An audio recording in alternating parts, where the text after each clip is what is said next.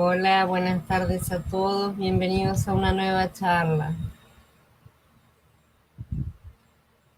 Bueno, vamos a dar comienzo a la charla del pacto de sangre. En primer lugar, vamos a arrancar hablando un poco acerca de cuál es la relación entre las partes que firman un pacto. En la actualidad realmente tenemos un concepto muy liviano acerca de un pacto. Nuestros contratos son papeles en los que estampamos la firma, ¿no es cierto? Y la mayoría jamás lee la cláusula, la letra chiquitita famosa, ¿no es cierto? Y no se interesa demasiado si los cumplimos o no, a pesar de que sabemos perfectamente que si los incumplimos podemos tener consecuencias.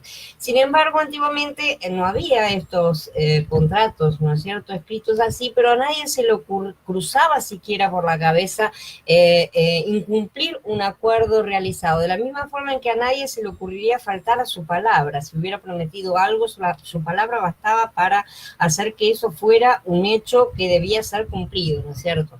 Hoy en día también la gente vemos que dice y se desdice, habla mentiras o medias verdades, o promete una cosa y después se disculpa porque no la hace, ¿no es cierto? Y esta frescura realmente, esta falta de respeto por la palabra dada que tenemos hoy en la sociedad actual espantaría bastante a nuestros antepasados.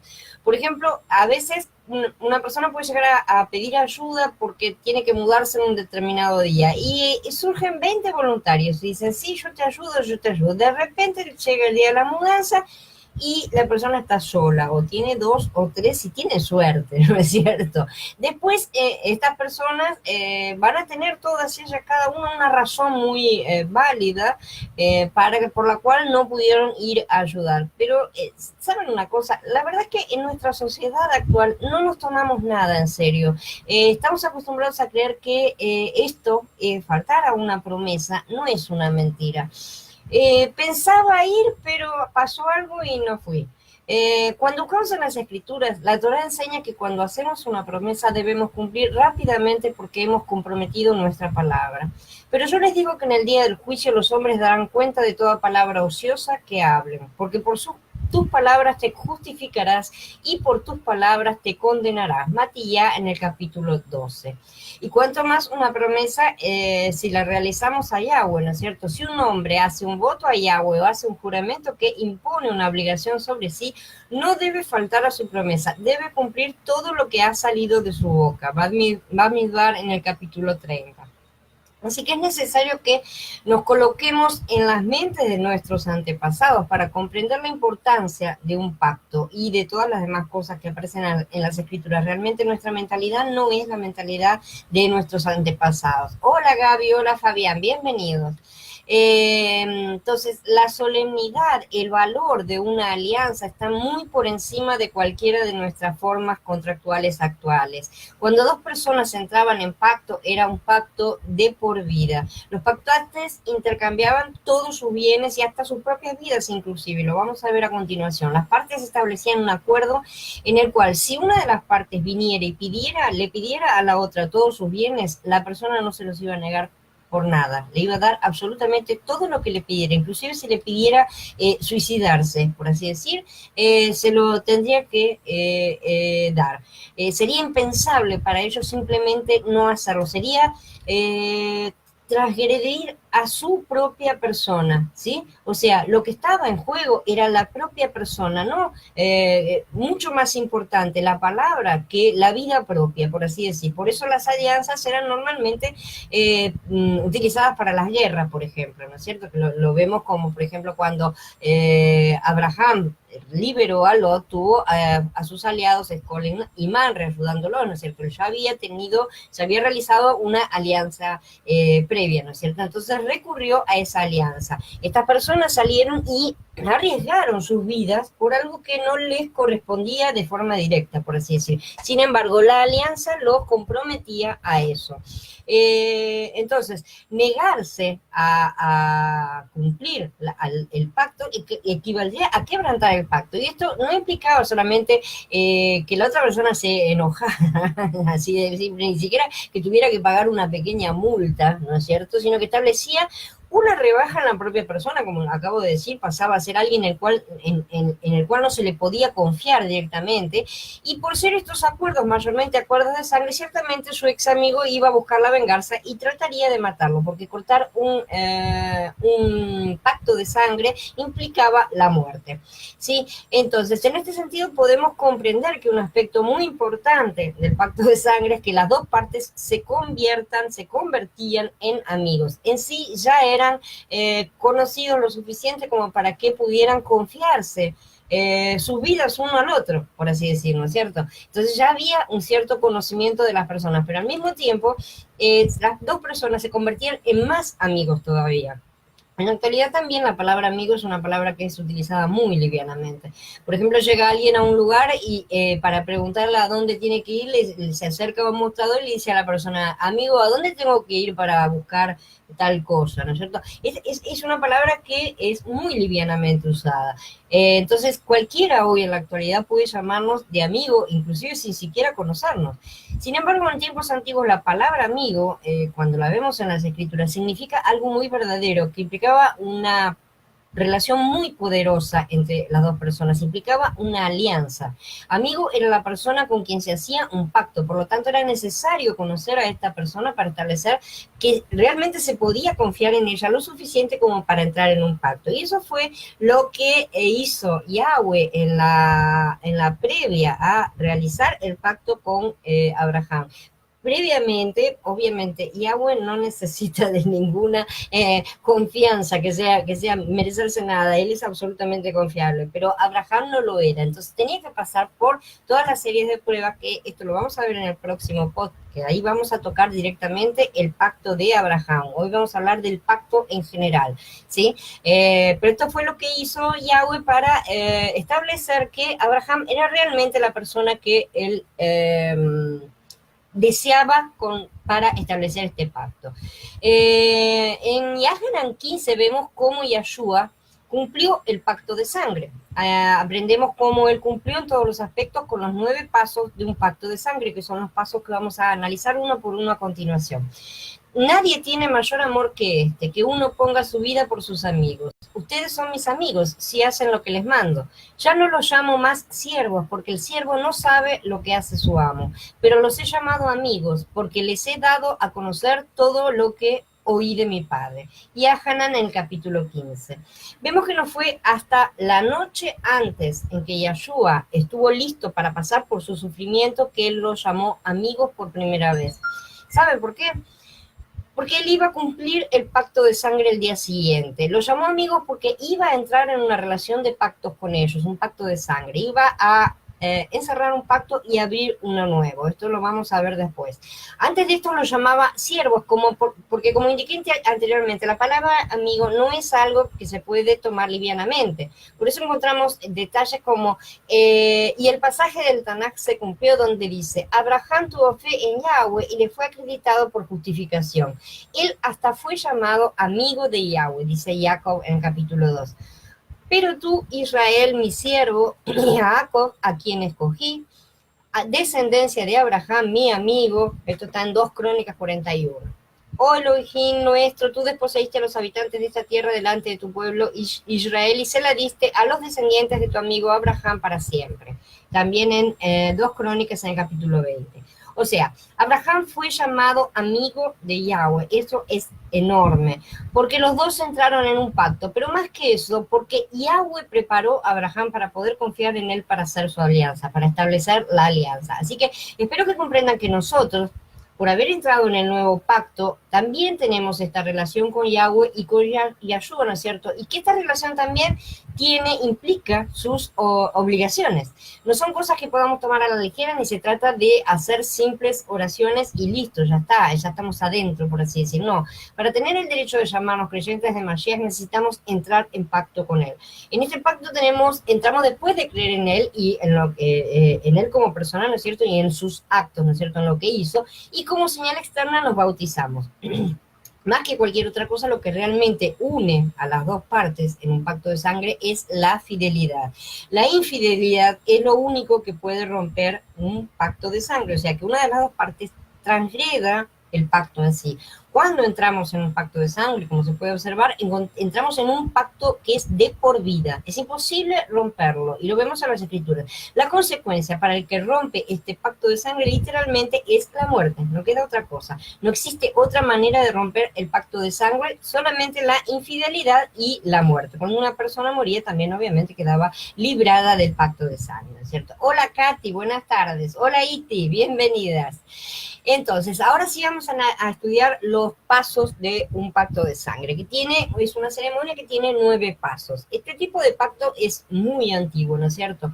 Y lo vemos reflejado en muchas culturas primitivas. Más o menos tienen todos los mismos pasos, ¿no es cierto? Aún en la actualidad los mantienen. Sobre todo estamos hablando de aldeas africanas, australianas, otros lugares que mantienen las costumbres ancestrales, ¿no es cierto? Los indígenas en diferentes lugares del mundo donde hay indígenas, normalmente ellos mantienen sus costumbres, y realmente la de los pactos corresponden exactamente, básicamente todos los lugares son los mismos. En primer lugar, está quitarse el manto o la túnica. La persona se quita el manto y se lo entrega a la otra parte con quien está haciendo el pacto, ¿no es cierto? En la mentalidad hebrea o del Medio Oriente, el manto representa lo que uno es en sí mismo, es lo que nos cubre, ¿no es cierto? Quitarse el manto significa, doy todo lo que yo soy, ¿no es cierto? Entrego todo de mí mismo. Quitarse el manto implica quedar desnudo, quedar sin cobertura, completamente indefensos, ¿sí? Entonces, después de hacer la expiación por el pecado de Israel, como chivo expiatorio, el sumo sacerdote se quitaba las vestiduras antes de entrar en el santuario, ¿no es cierto? Se bañaba, o sea, se purificaba y volvía a vestirse. Y Aarón entrará a la carpa de reunión, se quitará las vestiduras de lino que se pone cuando entra al santuario y las dejará allí. Bañará su cuerpo con agua en el precinto sagrado y se expondrá sus vestiduras. Entonces saldrá y presentará su ofrenda quemada y la ofrenda quemada del pueblo, haciendo expiación por él y por el pueblo. Esto está en Vayikra, en el capítulo 16. Yeshua fue inmolado para Yahweh, ¿sí? Y su sangre purificó el santuario de todas las inmundicias y transgresiones de los israelitas. Como él fue al mismo tiempo el cordero del sacrificio y el sumo sacerdote, también él se despojó de sus vestiduras. Dice, existiendo en forma divina, él no consideró la usurpación de ser igual a Elohim, sino que se despojó a sí mismo, tomando forma de siervo, haciéndose semejante a los hombres, y hallándose en condición de hombre, se humilló a sí mismo, haciéndose obediente hasta la muerte, y muerte en el madero. Dice Filipi en el capítulo 2. Las vestiduras de Yeshua son su justicia divina, que son las vestiduras que nos visten a nosotros también. Su justicia nos viste a nosotros, ¿sí? Hola Luis, buenas tardes. Hola Elía, buenas tardes. Entonces, esas son las vestiduras que él se despojó, ¿no es cierto? Al asumir una vida humana en un cuerpo humano. Pero porque él no vino en su condición divina, ¿no es cierto? Entonces, él vino en una condición puramente humana para poder cumplir con toda justicia. Esto fue necesario que fuera de esta manera para poder ser guiado todo el tiempo por el Ruach del Padre de forma perfecta, como debería haberlo hecho cualquier ser humano, ¿no es cierto? Como hombre perfecto, a fin de cumplir toda justicia, como decimos. Él caminó en los pasos que el Padre indicaba. Él caminó, ¿cómo decir? Como a ciegas, siendo guiado únicamente por el Ruaj. Él no hacía nada por sí mismo, ¿verdad? Como él dijo. Y eso debería ser realmente nuestra misma actitud, a pesar de que nos cuesta tanto. Nosotros no podemos, porque dentro nuestro podemos de forma completa, cabal y perfecta, a pesar de que debemos intentarlo, no nos sale de forma natural por nuestra naturaleza caída que está en nuestro interior, ¿no es cierto? Pero él obedeció a todo y calificó como el sacrificio perfecto, y cuando llegó el momento, se despojó de su justicia para ser hecho pecado. Y es que nos convenía un sumo sacerdote así, santo, inocente, puro, apartado de los pecadores y exaltado por encima del cielo. Él no necesita, como los otros sumos sacerdotes, ofrecer cada día sacrificios, primero por sus propios pecados y luego por los del pueblo, porque esto lo hizo una vez para siempre, ofreciéndose a sí mismo, nos dice Ibrín en el capítulo 7. Al haber transgredido el pacto, la persona transgresora debía ser cortada. Como en este pacto Abraham no pasó entre los animales, lo vamos a ver en el próximo post, ¿no es cierto? Ni tampoco pasaron sus descendientes de forma directa, sino que pasó Yeshua. Él fue cortado en nombre de todos los que habían transgredido. Por eso fue el pacto que estaba encerrando. Yahshua fue inmolado para Yahweh y su sangre purificó el santuario por completo, ¿sí? En este sentido, ya sabemos, entonces, él fue al mismo tiempo el cordero de sacrificio y el sumo sacerdote. Las dos cosas al mismo tiempo, porque en una estaba siendo el sacrificio del antiguo pacto y el sumo sacerdote del nuevo. Por eso dice, cuando los soldados clavaron en el madero a Yahshua, cogieron la ropa de él y la dividieron en 4 partes, una para cada soldado. Además cogieron la túnica, pero la túnica no tenía costura, era tejida entera de arriba abajo. Vemos que literalmente se quitó la túnica, cumpliendo así con la primera parte del pacto de sangre, porque en el momento de su sacrificio Yahshua no solo estaba cerrando un pacto, sino que estaba estableciendo uno nuevo. Entonces, en uno era el cordero inmolado para encerrar el antiguo pacto y librar a los transgresores, dejarlos libres para que tuvieran la opción de entrar ahora en el nuevo pacto que iba a establecer al mismo tiempo, ¿no es cierto? Porque todo fue establecido en un mismo rito, por así decir, no tuvo que morir 2 veces para cumplir 2 rituales, ¿no es cierto? Entonces, en uno era el cordero inmolado y en el otro era el Cohen Gadol, ¿sí? Él no necesitó realizar 2 sacrificios, uno solo alcanzó para todo. En un único acto dio por encerrado el antiguo pacto y estableció el nuevo, que es una continuación del antiguo. Lo vamos a ver bien en el próximo. Finalmente, le entregó su vida y él mismo la presentó como sumo sacerdote, porque él hizo todo. Entonces, recuperó sus vestiduras. ¿Cuándo recuperó? Su cuerpo glorificado, porque sus vestiduras son su propia justicia, ¿sí? Entonces volvió a los cielos, se sentó a la diestra del Padre a esperar la consumación final, porque el Mashiach no entró en un lugar santísimo hecho de mano, figura del verdadero, sino en el cielo mismo para presentarse ahora adelante de Elohim a nuestro favor, dice Ibrín en el capítulo 9. Adán y Jabá en el Edén estaban desnudos, recordamos, y no tenían vergüenza ellos en el comienzo, ¿no es cierto? En ningún lado se nos dice que estaban vestidos de ropas de luz y que las hubieran perdido, para nada. Dice que estaban desnudos, o sea, no tenían ningún tipo de cobertura porque no la necesitaban, no necesitaban ser cubiertos porque no tenían pecado. En ese momento todavía no habían caído. Pero también se enfatiza que no tenían vergüenza, o sea, no necesitaban de ropas porque sus propios cuerpos kadoshim eran una cobertura perfecta, no tenían cómo avergonzarse de la perfección que tenían, ¿no es cierto? Entonces, ellos fueron hechos perfectos de la misma manera en que Mashiach lo fue. Su cuerpo era su vestidura de justicia, porque él mismo es la justicia. En segundo lugar, tenemos quitarse el cinto. La persona se quita el cinto y se lo entrega a la otra parte con quien está haciendo el pacto. En la cultura hebrea, no usan el cinto para sostenerse los pantalones, ¿no es cierto? También lo vemos esto entre los árabes, por ejemplo, ¿no es cierto? Que vemos que utilizan las túnicas y todo lo demás el mismo tipo de vestimenta que usaban antiguamente los hebreos, ¿no es cierto? No utilizan para sostenerse los pantalones, sino para sujetar las armas, sostener la armadura en general, arco, flecha, espada, las armas que utilicen. Quitarse el cinto y entregarlo a otro, entonces equivale a decir, mis armas de lucha son tuyas, voy a luchar por vos y vos vas a luchar por mí, ¿no es cierto? Porque se intercambian. Si observamos un soldado antiguo, el cinturón sería para guardar la espada o cualquiera que fuese su arma, ¿no es cierto? Sus flechas, el arco, o lo que fuere. Simbólicamente, entonces, el quitarse el cinturón significa que estoy entregando toda mi fuerza, estoy comprometiendo toda mi potencia y mi apoyo para proteger a la otra parte. Y mientras entrego mi cinturón, estoy diciendo algo así como, aquí está mi fuerza y toda mi habilidad para luchar, todo lo que yo tengo para ayudarte está a disposición. Si alguien te ataca, me está atacando a mí mismo. Tus batallas van a ser mis batallas. Yo voy a pelear tus batallas, vos vas a pelear mis batallas. Mis luchas serán tus luchas. Voy a luchar por vos cada vez que lo necesites, te voy a ayudar a defenderte, a protegerte y vas a hacer lo mismo por mí.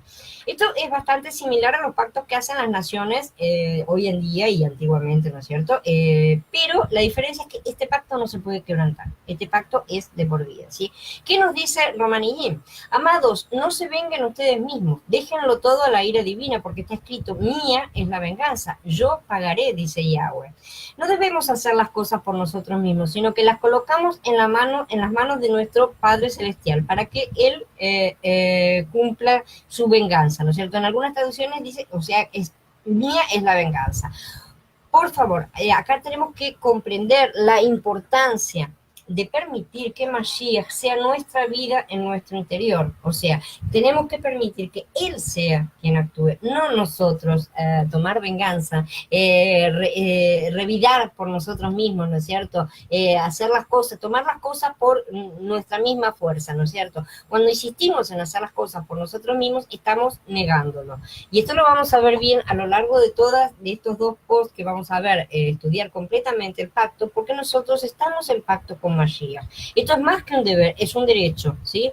Cuando nosotros tenemos un problema, sea el que fuere, es Mashiach quien tiene que ocuparse de ese asunto. Lo vamos a ver bien a fondo en estos dos posts. Porque nosotros hemos hecho este intercambio. Entregamos nuestras armas para usar las suyas, ¿sí? Nosotros no tenemos que usar nuestras armas, nosotros vamos a usar sus armas. O sea, Él va a venir en nuestro rescate, ¿sí? Ese es el pacto. Sus armas son ahora nuestras armas y no vamos a continuar usando las nuestras. De manera que, literalmente, al quitarse el cinturón se entrega la fuerza. Como dice en otro lugar, Yahonatán y David hicieron una alianza porque Yahonatán lo quería como a sí mismo. Él se quitó el manto y la túnica que llevaba puestos y se los dio a David junto con su espada, su arco y su cinturón. Esto está en Shemuel Aleph en el capítulo 18. La palabra usada para cinturón es Hagor, ¿sí? Que según el diccionario Strong significa armadura, ceñir, cinto, cinturón, delantal, que es la misma palabra utilizada en Bereshit, cuando dice, entonces se les abrieron los ojos a los dos y percibieron que estaban desnudos. Así que cosieron hojas de higuera y se hicieron delantales. O sea, aquí la palabra es Hagor, la misma.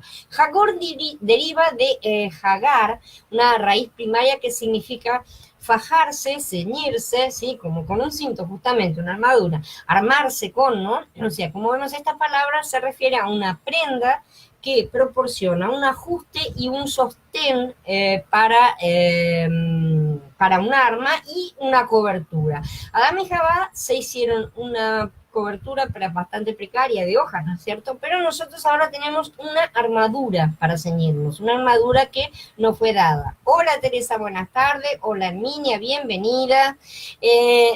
Entonces, nuestra cobertura hoy es mucho más perfecta porque no fue proporcionada por nuestro sumo sacerdote Yeshua, ¿sí? No por nuestras propias obras imperfectas, ni mucho menos por una alianza hecha con hombre, ¿no es cierto? Sino que Él nos ha entregado sus propias armas.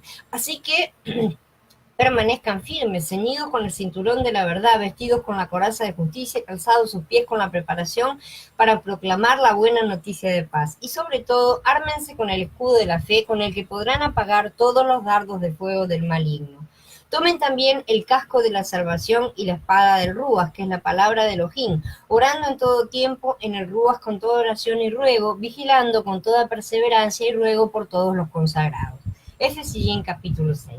Cuando pensamos en la palabra armadura, generalmente tenemos una idea tanto medieval del asunto y generalmente nos vamos a la parte defensiva, porque pensamos, una armadura es una cosa que nos cubre completamente. Tiene un casco, tiene esto, lo otro, ¿no es cierto?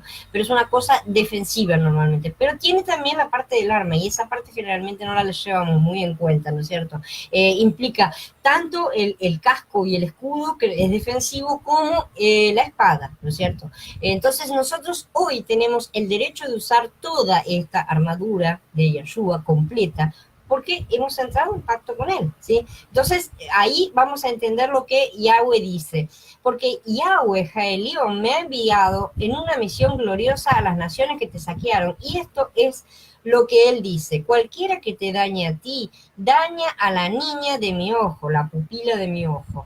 Pero yo batiré mi mano sobre ellos y ellos serán saqueados por por los que fueron sus esclavos. Dice Zacarías en el capítulo 2. O sea que quien ataca a uno, ataca al otro. Esa es la cosa. En tercer lugar, tenemos el tercer paso del pacto, es cortar el pacto. Literalmente un pacto de sangre se realiza tomando un animal y cortándolo por la mitad, ¿sí? Se pone una mitad frente a la otra. Cada mitad representa a una de las partes que está realizando el pacto. Son dos mitades cortadas, ¿sí? Que se unen por un pacto. Esa es la figura, ¿no es cierto? El símbolo. Las partes involucradas en el pacto se paran en la mitad, dándose la espalda, ¿sí? Y caminan a través de las mitades formando un 8, ¿sí? Y terminando nuevamente del otro lado, frente a frente. Esto tiene un doble significado. En primer lugar, está significando algo que significa que estoy muriendo a mí mismo, ¿sí? Inicio un nuevo camino con mi compañero de pacto, o sea, estoy iniciando un nuevo camino a través de la muerte. Y ambos señalan cada uno a su mitad, ¿no es cierto? Y dicen, así me haga Elohim y aún me añada esa frase tan clásica, ¿no es cierto? Sí, tan solo trato de romper este pacto, que me corte por la mitad, como estas mitades, como estos animales, y de mi cuerpo a las aves de rapiña. O sea, cada uno se estaba comprometiendo realmente. Hola, Alfonso, buenas tardes. Se estaba comprometiendo cabalmente y a fondo en un pacto de vida o muerte, ¿sí? Porque la única cosa que lo puede romper es la muerte. Un 8 es el símbolo del infinito, sabemos, ¿no es cierto? Que es un símbolo, pero es acostado, es un símbolo acostado, un 8 acostado. El 8 también es el número de la resurrección y el nuevo nacimiento, sabemos en simbología bíblica, y es el nuevo comienzo, el regreso a la eternidad, el día después del séptimo día del milenio, ¿no es cierto? Cuando recomenzaremos en la eternidad. Y dice, yo soy el Aleph y la Taf, el primero y el último, el principio y el fin, ¿no es cierto? Esto es justamente el símbolo del infinito, ¿no es cierto? En estos tiempos las personas entran y salen de grupos religiosos como si estuvieran entrando y saliendo de una piscina normalmente. Pero ante los ojos de Yahweh, cuando se entra en una relación de pacto, es para siempre. O sea, ese es el asunto. Entrar en una relación de pacto con el creador del universo es definitivamente lo más sagrado y solemne que podemos hacer, y ni se nos ocurra tratar de cortar el pacto. De cualquier manera no nos va a dejar. Eso es imposible, porque como vamos a ver, el pacto lo firma él mismo. Los animales son entonces un símbolo de las personas que después van a firmar, además, van a ratificar este pacto con su propia sangre, ¿no es cierto?, en el próximo paso. Las consecuencias por romper el pacto son tan graves como ser muertos y terminar como esos animales, ¿no es cierto? Esa es la idea. Así que es un asunto de vida y muerte y bastante grave, mucho más que hacer una simple oración, ¿no es cierto? Por eso vamos a analizarlo bien, porque cuando hemos entrado en un pacto con Yahshua, hemos tenido también todo un pacto de sangre. A pesar de que nos parezca que nosotros no nos hemos cortado ni nada por el estilo, vamos a ver cómo es el asunto. Si vamos a irme ya, vamos a ver un grupo de israelitas que rompieron el pacto con Yahweh. Esto fue justo antes de ser deportados, ¿no es cierto? Y que muchos de ellos escaparon a Egipto y llevaron prisionero a Yirmeyá con ellos, ¿no es cierto? Y fueron todos eliminados. Y vemos lo que Yahweh les dice: haré que los hombres que traspasaron mi alianza, o sea, la cortaron, ¿sí?, y que no han cumplido las palabras del convenio que hicieron en mi presencia, sean como el becerro que cortaron en dos partes para pasar en medio de las mitades. O sea, acá se ve exactamente cómo es el clamor de venganza de un pactuante que ha sido ofendido porque el pacto ha sido quebrantado, ¿sí? Sí, la otra parte quebrantó el pacto, entonces el pactuante que no quebrantó queda completamente ofendido y tiene todo el derecho de reclamar el pago de sangre, o sea, la muerte de la otra persona. Hola, Juliet, buenas tardes. Entonces, esto es lo que nosotros hacemos cuando entramos en un pacto. Los príncipes de Yahudá, los príncipes de Jerusalén, los príncipes de los Coanín y todo el pueblo de la tierra que pasó entre las partes del becerro, yo los entregaré a sus enemigos, los entregaré a aquellos que buscan sus vidas, y sus cadáveres serán comida para las aves en el aire y los animales salvajes. irme ya en el capítulo 34 también. Así que esta es la suerte, y fue la suerte en su momento, de aquellos que deliberadamente abandonaron el pacto y buscaron salvar sus vidas. Es toda una historia que ya la vamos a estudiar en su momento, ¿no es cierto? Y como se nos dice en Lucas, todo aquel que procure salvar su vida la perderá, y todo aquel que pierda su vida la salvará, ¿no es cierto? Pese a las advertencias del profeta y ya en aquel momento esta gente actuó de esa manera y eligieron quebrantar el pacto de forma deliberada. Así que aquí no se está refiriendo al pacto de Abraham, nos están refiriendo a aquellos que quebrantaron ese pacto de Abraham de Bereshit 15, ¿sí? Sino al pacto que Sedequías y la gente del pueblo había realizado prometiendo liberar a sus esclavos, un pacto que es posterior, algo que era ya obligatorio por la Torá, ¿no es cierto? Pero que ellos ya descumplían, pero habían realizado un pacto pidiendo el favor de Yahweh, ¿no es cierto? Que no los, que los protegiera, los enemigos que estaban deportando a todos, ¿no es cierto? Y cuando se dieron cuenta que de cualquier manera iban a ser llevados, aunque iban a ser, tenían la promesa de protección de vida y todo, decidieron que no les gustaba más el pacto. Entonces ahí lo quebrantaron y fueron todos eliminados. Entonces, esa es la suerte que nos tocaría realmente a todos nosotros, pero Yahshua vino a ponerse en nuestro lugar, ¿sí? Nosotros deberíamos haber sido muertos nosotros y cortados al medio, ¿no es cierto? Cortados porque todos transgredimos, pero en cambio Él ocupó nuestro lugar, ¿sí? Si vamos a Yeshaya en el capítulo 53, acerca del siervo sufriente, vamos a ver qué fue exactamente lo que hizo Yahshua. Él fue una ofrenda por el pecado. Fue despreciado, desechado por los hombres, varón de sufrimientos, familiarizado con la enfermedad. Como uno que esconde su rostro de nosotros, fue menospreciado y lo estimamos como nada. Sin embargo, eran nuestras enfermedades las que llevaba, nuestros sufrimientos los que soportó. Nosotros lo contamos como plagado, herido, afligido por Elohim. Pero Él fue herido por nuestros pecados, molido por nuestras maldades. Llevó el castigo que nos restauró y por sus heridas fuimos nosotros sanados.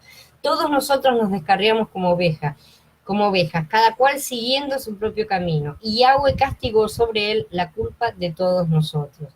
Él fue maltratado, sin embargo fue sumiso, no abrió su boca, como un cordero fue llevado al matadero, como una oveja muda delante de sus trasquiladores, él no abrió la boca. Por medio de un juicio opresivo fue cortado, ¿sí? ¿Quién puede describir su morada? Porque fue cortado de la tierra de los vivientes por el pecado de mi pueblo, que merecía el castigo. Se dispuso entre los impíos su sepultura y con los ricos en su muerte, aunque no había hecho ninguna injusticia ni había hablado falsedad.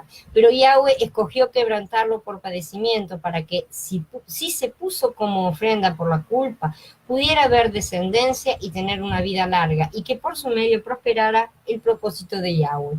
Desde su angustia lo verá, lo disfrutará a plenitud por su devoción. Mi siervo justo justifica a muchos, es el castigo de ellos el que él lleva. Por tanto, yo le daré los muchos como su porción, recibirá las multitudes como su despojo, porque él se expuso a la muerte y fue contado entre los pecadores, mientras que él llevaba el pecado de los muchos e hizo intercesión por los pecadores. Esto es el capítulo 53 de Yeshaya. Entonces, esta es la suerte que nos habría correspondido a nosotros si él no hubiera venido a cumplir con la parte del pacto. En el cuarto paso tenemos cortar, levantar el brazo y mezclar la sangre, la mezcla de sangre de las dos partes. Lo normal es cortar las palmas de las manos, levantar el brazo derecho y mezclar la sangre. Se unen las dos palmas para mezclar la sangre y se proclaman que los dos son uno. En ese momento se han unificado en sangre, como un matrimonio.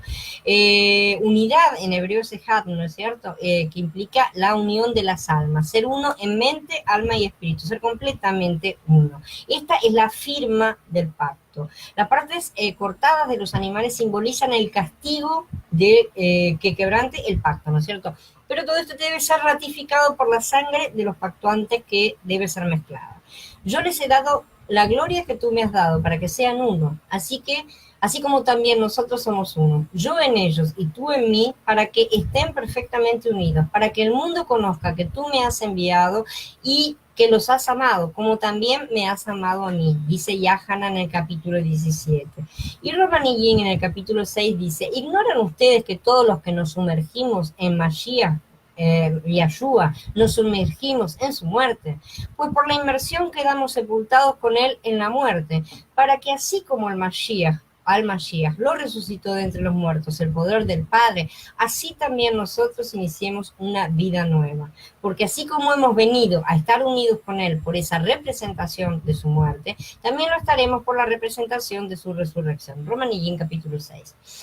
Mashiach, él tuvo sus manos cortadas, lo sabemos. Cuando los otros talmidim le dijeron, hemos visto al Adón, él respondió, Tomás, a menos que vea las marcas de los clavos en sus manos, ponga mi dedo en el lugar donde estaban los clavos y ponga mi mano dentro de su costado, rehúso creerlo. Una semana después, sus talmidim estaban otra vez en una habitación y esta vez Tomás estaba con ellos. A pesar de que las puertas estaban cerradas, Yeshua vino, se paró entre ellos y dijo, Shalom Alejem. Entonces le dijo a Tomás, pon tu dedo aquí, mira mis manos, pon tu mano en mi costado, que no te falte la fe, sino ten fe. Yahanan en el capítulo 20. Él es, Yeshua, es el brazo derecho de Yahweh, es el brazo derecho que fue levantado. Un día hablaste en visión a tus fieles y dijiste, he encargado el socorro a un héroe, he ensalzado a un escogido de entre mi pueblo, he hallado a David mi servidor, lo he ungido con mi aceite sagrado, mi mano estará siempre con él, mi brazo lo fortalecerá, ningún enemigo lo vencerá, ningún perverso lo afligirá. Yo quebrantaré a sus adversarios delante de él y golpearé a los que lo odian. Mi fidelidad y mi amor estarán con él y por mi nombre se aumentará su poder. Pondré también su mano sobre el mar y sobre los ríos su diestra. Él me dirá, tú eres mi padre, mi Elohim y mi roca salvadora. Yo lo nombraré primogénito, el mayor de los reyes de la tierra. Eternamente le prodigaré mi amor, mi alianza con él será duradera. Estableceré su linaje para siempre y su trono mientras dure el cielo.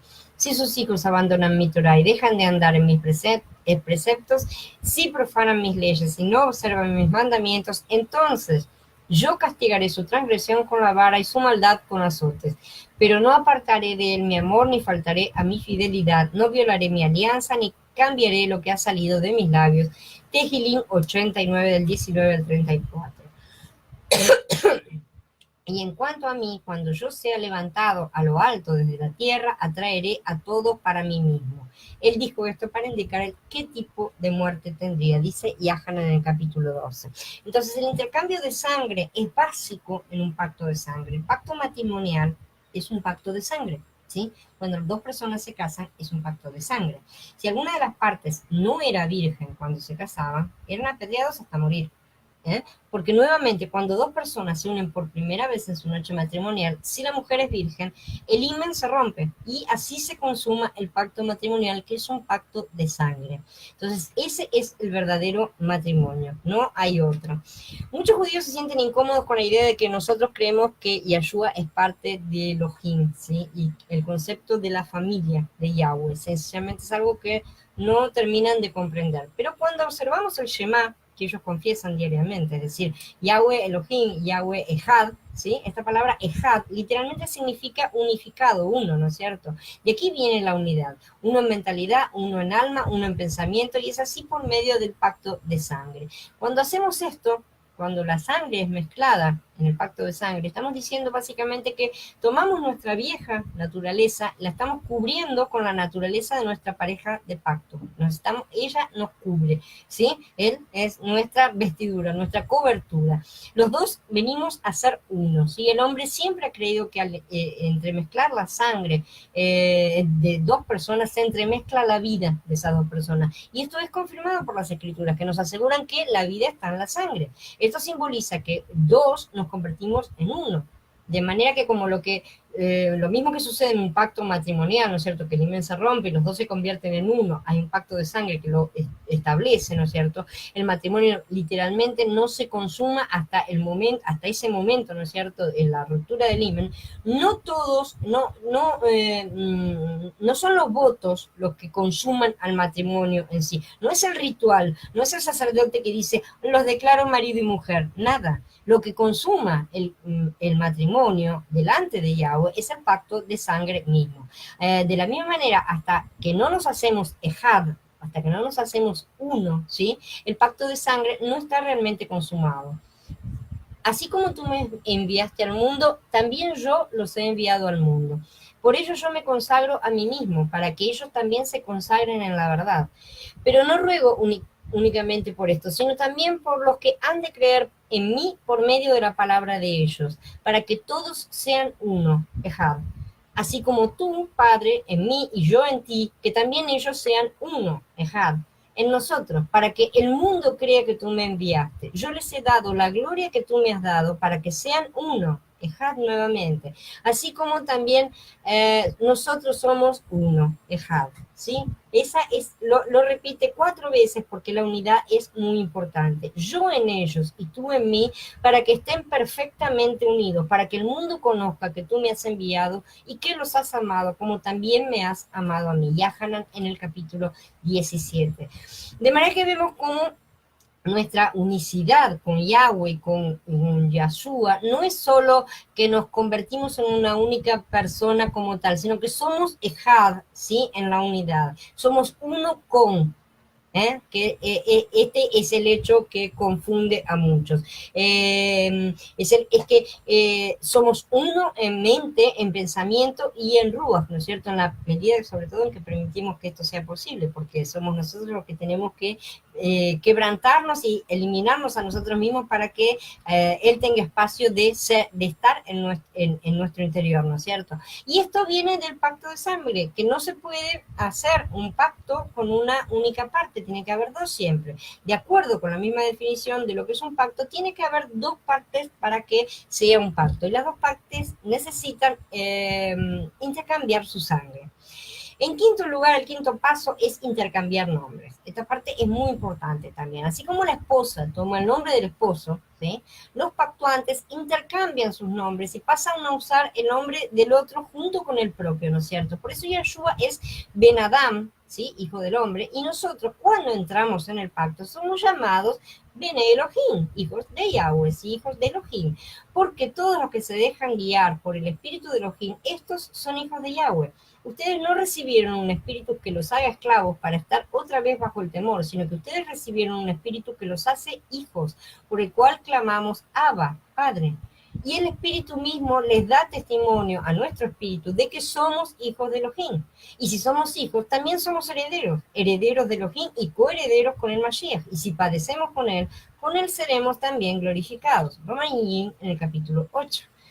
Y Yahshua se acercó y habló con ellos diciendo, toda autoridad en el cielo y en la tierra me ha sido dada, por lo tanto vayan a hacer talmidín a gente de todas las naciones, dándoles la inmersión en mi nombre, y enséñenles a obedecer todo lo que les he ordenado. Yo estaré con ustedes, sí, hasta el fin de la época. Matías en el capítulo 28. Vemos que entonces en nuestra inmersión, una vez hemos entrado en el pacto de sangre, recibimos un nombre nuevo, ¿sí? Literalmente nos sumergimos en el nombre del Hijo, de Yahshua, que contiene a su vez el nombre del Padre, Yahweh. Por eso es importante que sea Yahshua y no Yeshua. Y dice, yo ya no estoy en el mundo, pero ellos están en el mundo y yo me voy contigo. Padre Santo, protégelos con tu nombre que me has dado, para que sean uno, Ejad, así como nosotros lo somos. Yahanan 17.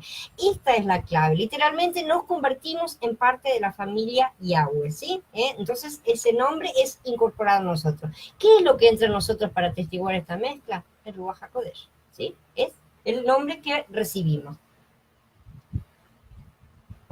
Está en nuestro interior y pasa a formar parte de nosotros mismos, de manera que nos permite ser Ejad con el Padre y con el Hijo.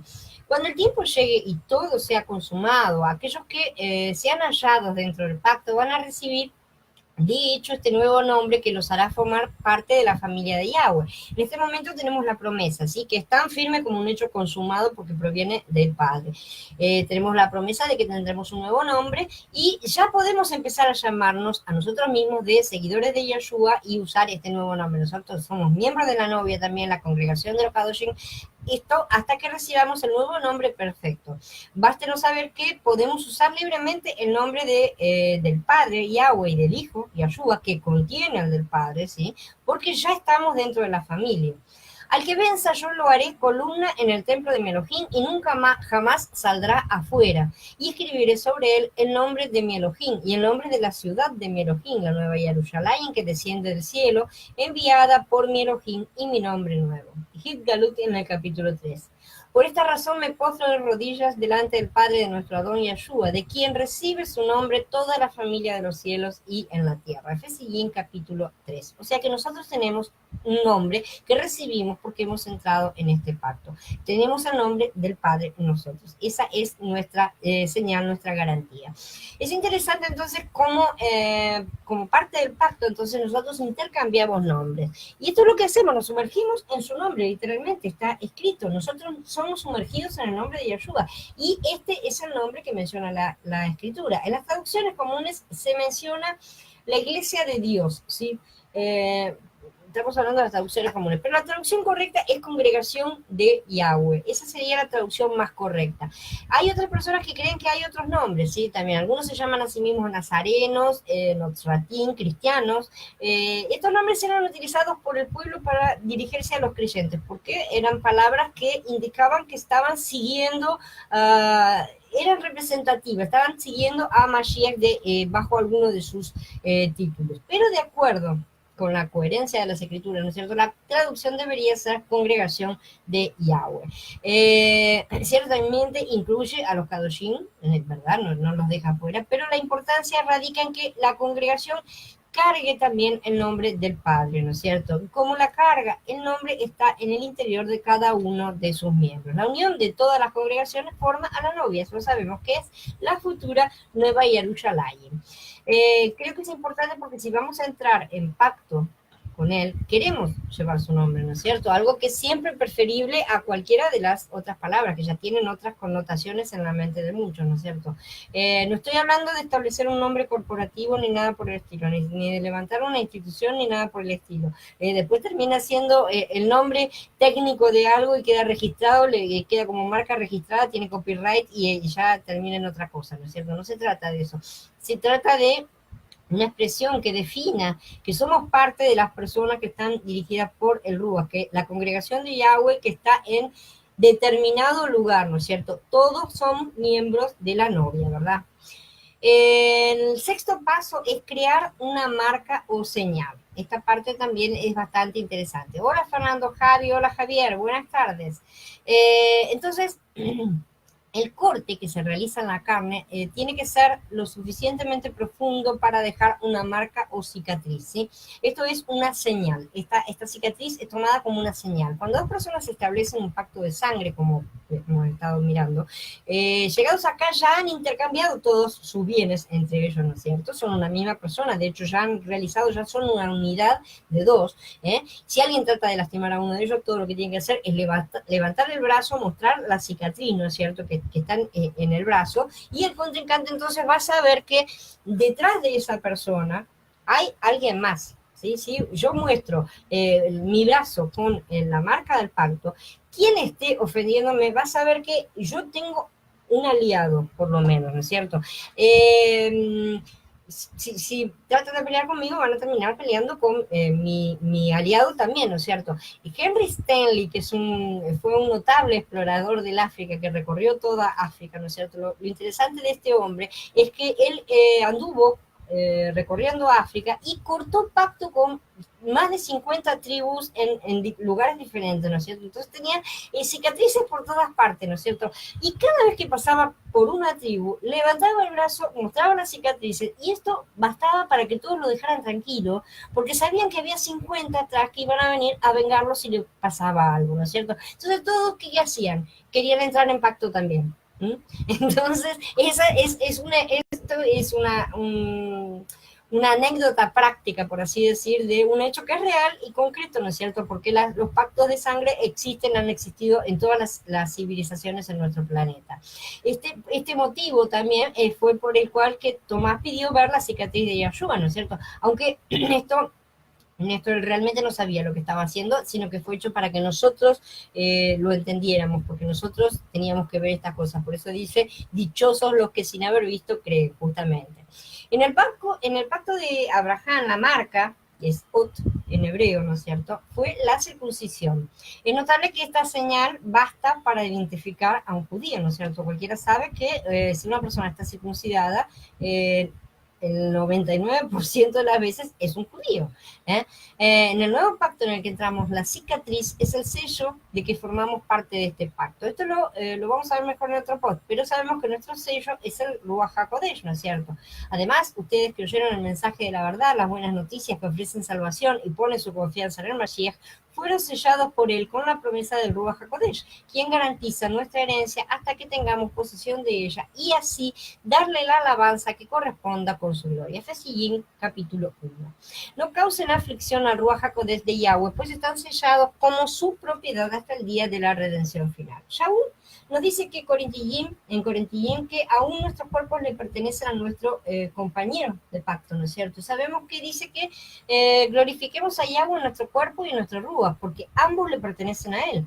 Pero la persona que está unida al Adón es un solo Ruach con él, dice. ¿O no saben que su cuerpo es un templo para el Ruach HaKodesh que vive dentro de ustedes, el cual recibieron de Yahweh? El hecho es que ustedes no se pertenecen a sí mismos, pues fueron comprados por precio.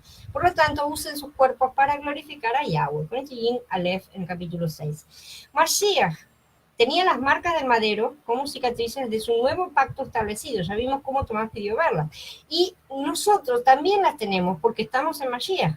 De aquí en adelante nadie me cause dificultades, pues llevo en mi cuerpo la marca de Yeshua, dijo Shaul bien clarito en Gálatas capítulo 6.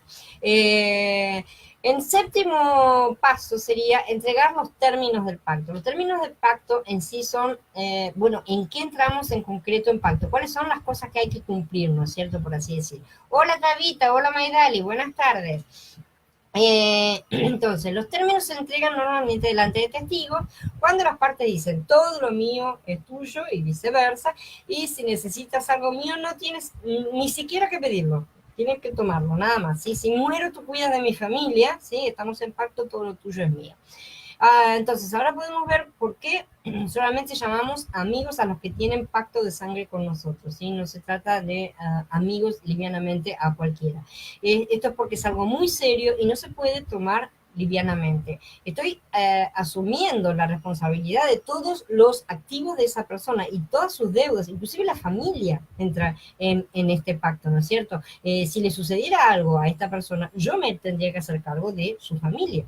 A la misma vez, la otra parte va a tener todas mis deudas y responsabilidades, ¿sí? De la misma manera, va a ser un intercambio completo. Si en algún momento me encuentro con problemas financieros, vamos a suponer, yo no le voy a pedir dinero a esa persona, le voy a pedir nuestra chequera, ¿se entiende? La chequera de los dos a partir de que establecemos el pacto, ¿no es cierto? Todas las cosas de los dos pertenecen a los dos. Estamos como estableciendo un matrimonio en un pacto.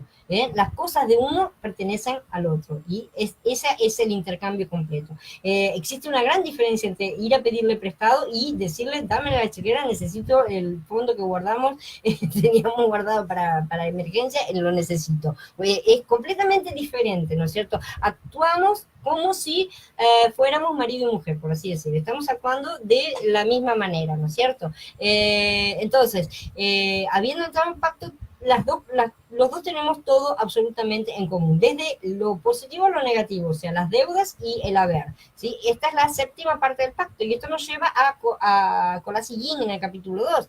Esto lo hizo al cancelar la acusación que nos hacían las ordenanzas legales y que nos condenaban cuando la quitó del medio al clavarla en su madero. Colasillín capítulo 2, como digo. No son los mandamientos que fueron abolidos. La Torah no está en contra de nosotros. Está llena de bendiciones por obedecerla, por lo tanto no puede ser eliminada. Pero es como toda ley. Si se la transgrede, se genera un acta de transgresión. obviamente, pero esa acta no es la propia ley. Cuando alguien paga esta multa, ¿sí? Elimina la multa, no elimina la ley. La ley va a continuar existiendo y si vuelve a transgredir se va a generar otra multa. Si no fuera un pacto de muerte, ¿no es cierto? Sería de esta manera, ¿no es cierto? Esto es en una comparación con nuestras leyes humanas, ¿no es cierto? Para que se comprenda todo, ¿no es cierto? Y Ezequiel 18 dice que el alma que peca, esa morirá. Y él asumió todas nuestras deudas. Él asumió todo, ¿no es cierto? Y esto es lo que más debería sacudirnos, ¿no es cierto? Porque nosotros tenemos que pensar, qué maravilla, estamos entrando en pacto con nuestro Padre Celestial a través de la sangre de Yahshua, y todo lo que yo tengo son deudas. Yo lo único que tengo en mi haber es transgresiones, pecado, nada de nada que sirva, no le puedo dar nada, ¿sí? Tengo miedo, tengo ira, tengo rabia, mentiras, tengo todos mis desastres de carácter, tengo toda basura lo que tenemos, ¿sí? Y sin embargo él está dispuesto a tomar eso, que es una basura, ¿sí? Tomarlo para sí mismo, cargarlo, pagar por mí. ¿Y qué nos da a cambio? Vida eterna. Eso es increíble. O sea, ¿qué tipo de pacto? Nosotros no damos nada. Realmente lo que damos es para que Él haya hecho su sacrificio, ¿no es cierto? Lo que dimos fue la parte que más le costó, por así decir. Entonces, ahora, si vemos estas cosas, si vemos cómo es el pacto, ¿no es cierto? Tenemos que entender por qué Yahshua pudo tomar nuestro lugar, ¿no es cierto? Él era nuestro fiador en el pacto, y esto lo vamos a ver en el próximo capítulo. Y al hacerse carne, él se convirtió físicamente en nuestro pariente más cercano, que es nuestro amigo, nuestro redentor, y esto lo vamos a estudiar en el caso del pariente redentor, que es el Goel, ¿sí? Y del primogénito, que lo vamos a ver más adelante, porque son temas bastante complejos. Dice, si tu paisano está en estrechez y tiene que vender parte de su propiedad, su redentor más cercano vendrá y redimirá lo que su pariente ha vendido. Vayikra, en capítulo 25. ¿Y qué hizo el hombre cuando cayó sino venderse al postor del príncipe del mundo? Y Boaz le dijo a los ancianos y a todo el pueblo, ustedes son testigos hoy de que adquiero de mano de Naomi todo lo que le perteneció a Elimelech y todo lo de Quilión y de Mahlón. También estoy adquiriendo a Ruth, la moabita, la esposa de Mahlón, como mi esposa, para perpetuar el nombre del difunto sobre su propiedad, para que no desaparezca el nombre del difunto de entre sus parientes ni de la puerta de su ciudad. Ustedes son testigos hoy. Ruth en el capítulo 4. Este es un pacto muy serio, si no es solo repetir una oración y seguir con la vida igual. Lo voy a repetir una vez más, lo voy a repetir 500 millones de veces. No se trata solamente de una pequeña oración de salvación, ¿sí? Tenemos que vivir vidas verdaderamente separadas al servicio de nuestro compañero de pacto, porque lo que él hizo por nosotros no lo vamos a poder pagar nunca. No hay forma. El que ama a padre o a madre más que a mí no es digno de mí, y el que ama a hijo o a hija más que a mí no es digno de mí. El que no toma su madero y sigue en pos de mí no es digno de mí. El que haya su vida la perderá, y el que pierde su vida por mi causa la hallará. Matías, en el capítulo 10.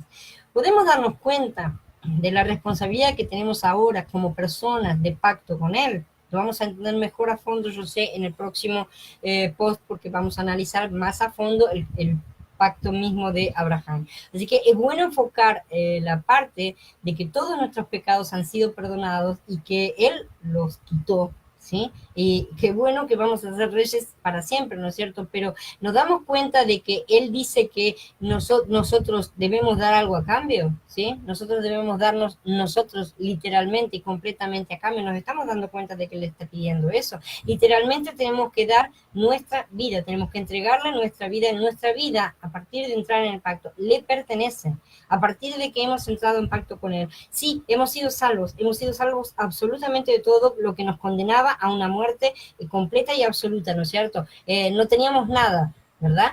Pero le hemos entregado nuestra nueva vida, que Él nos recupera, que Él nos da una nueva vida, se la hemos entregado a Él, y a partir de ahora no nos pertenecemos más a nosotros mismos y tenemos que vivir para Él. Por eso nos pide que todos nuestros afectos, no es que tenemos que dejar de amar a nuestra familia, sino que todos nuestros afectos, todos nuestros intereses y todo lo demás, pase a un segundo plano. Tiene que ser colocado en un segundo lugar. ¿Por qué?